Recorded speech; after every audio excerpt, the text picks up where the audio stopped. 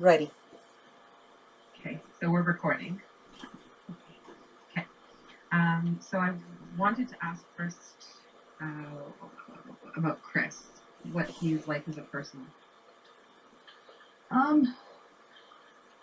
Haven't hung out with him in like 3 years or something, but he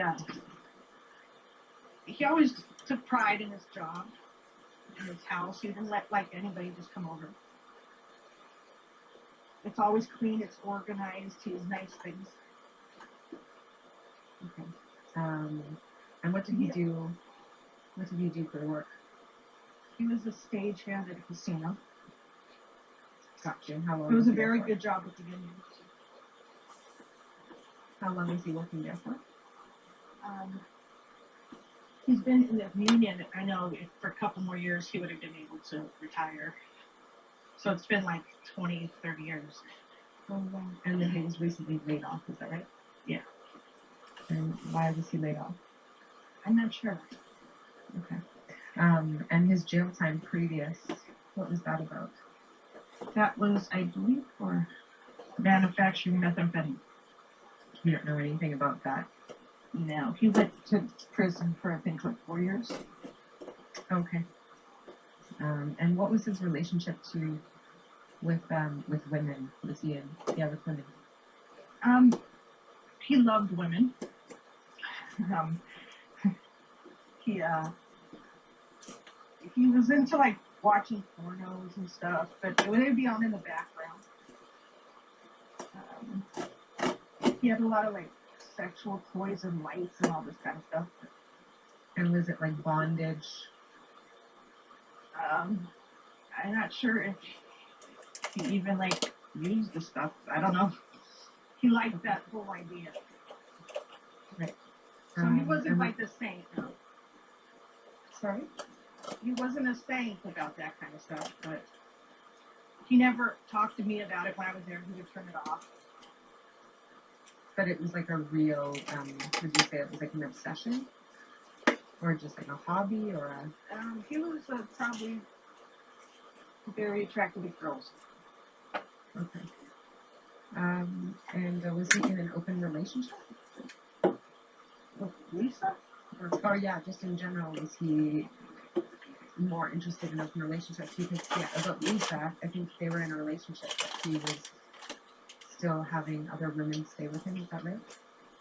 Yeah, I guess she liked girls too, that's all I know. Oh, Cassandra likes girls. Or Lisa likes girls, sorry. I guess both of them. Okay. And then Cassandra, what were her aliases? The newest one's Mandy Tran. Yep. With an I. There's Nikki Hart. Her real name is Cassandra Barrett. Cassandra Barrett. Garrett with the G. Garrett, right. Of course. And then there's Vasconez. And why did she have so many aliases? I don't know if she actually married those guys, but they're like the fathers of her children. And the first name is for her stripper name. Mandy? Mandy and Nikki. Nikki Hart was her stripper name. Where did she strip? In New Orleans. And for how many years, do you know? I guess she'd been doing it a long time. I didn't know she did. I hung out with her, but then she went back to doing it when she started doing drugs again. So she's from New Orleans? Yeah. How did she and Chris meet? Well, they met in Las Vegas. Do you know how long ago?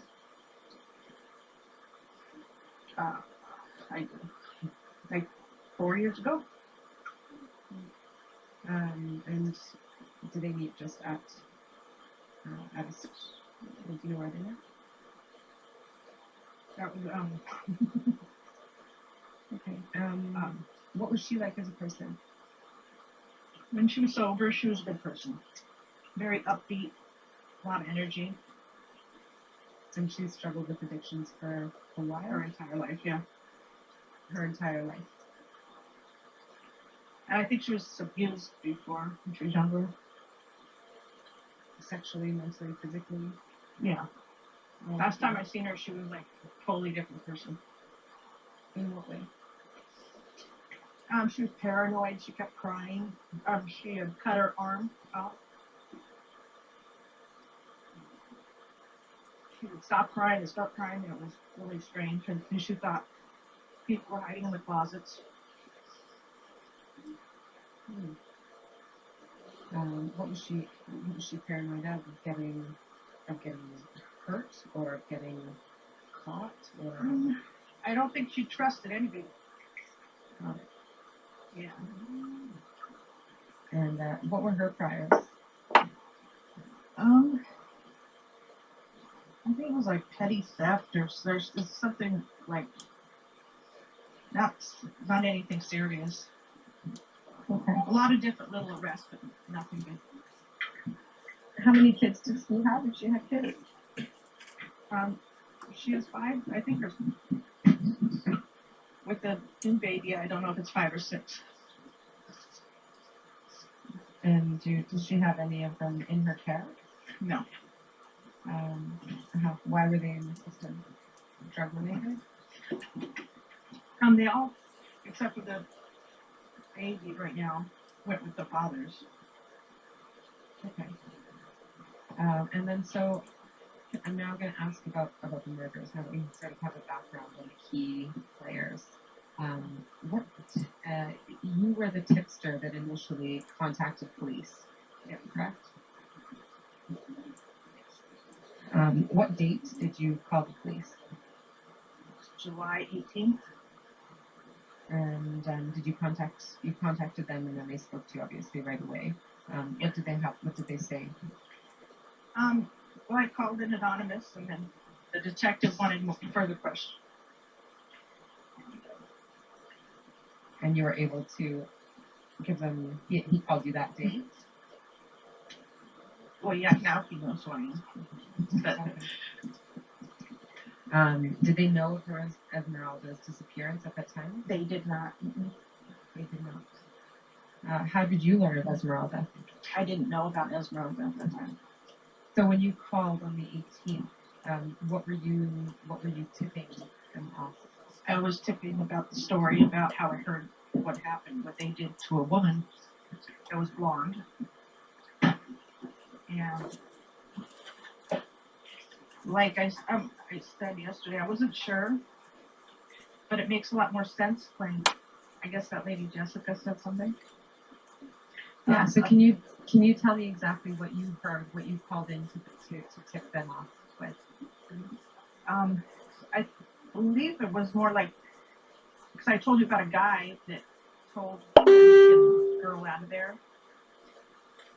So I'm not sure if he had paid for sex and his wife was coming home, or he brought her over. I don't know. But it was just a coincidence that she happened to live across the street. I don't think they knew that at the time. And can you tell me about that guy? I don't know who that guy is. The guy that brought her over. We've heard it's a cousin. We've heard it's her. We've heard tons of speculation. But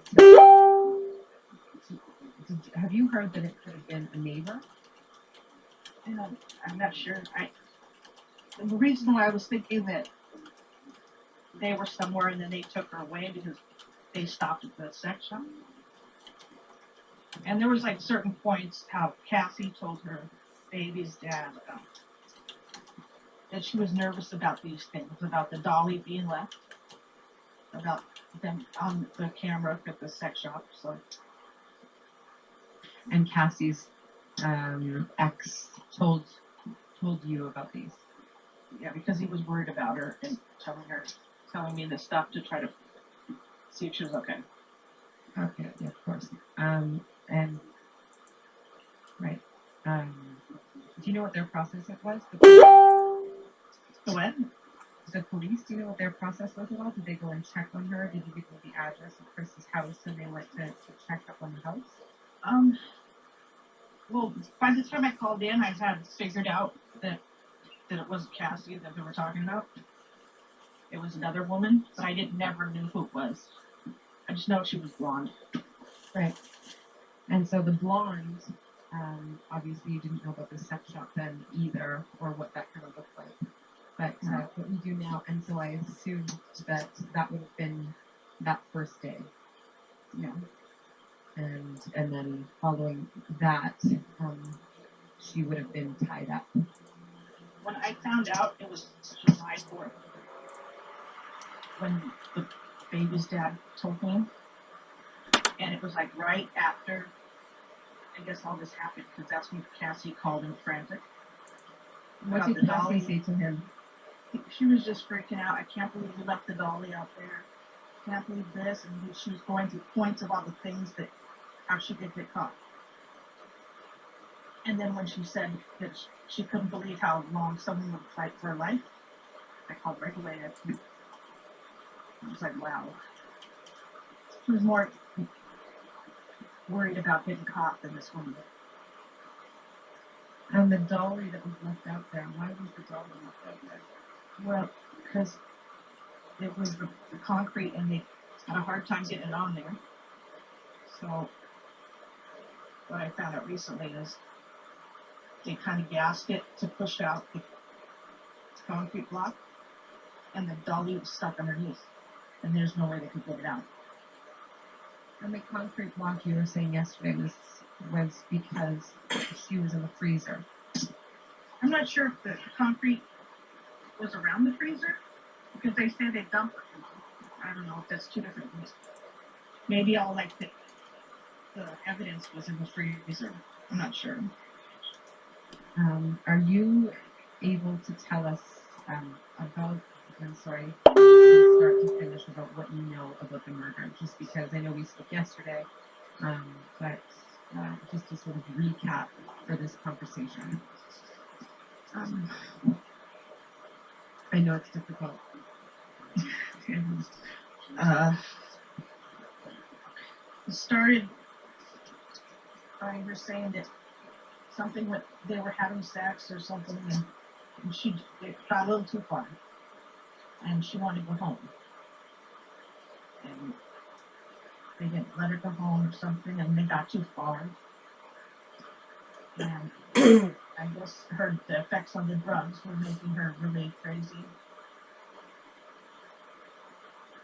Yeah, so she was threatening and being crazy, and she was tied up to the stripper pole. Mm-hmm. And then, I don't know how many days went by, but I heard that he was left and told Cassie, like, he's done trying to calm her down. And he wants both of them gone when he gets back out of his house. And she had to figure something out. So that's when she said she was tired and she didn't want to deal with this girl anymore. And she went and shot her. I don't know where she got the whole thing from, but I can't believe that part's true. Yeah. When I heard it, I was like, oh my God. And do you know where she was tied up? How long she was tied up? I don't know how long, but I know that he did have a stripper pole in his bedroom. What other things did he have in his bedroom besides the stripper pole? Oh, it was a really nice bedroom. He had fog, he had lights, like lasers. Bed and the TV.